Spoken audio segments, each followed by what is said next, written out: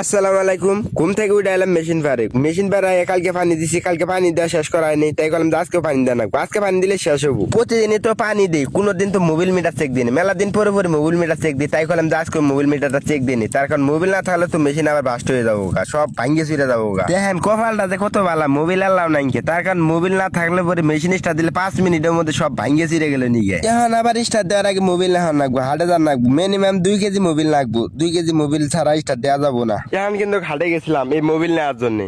Machine Mobil না ডালাবের সমস্যা হয়ে যাবো গা, তাই মোবিল তাড়াতাড়ি মোবিল নিলাম।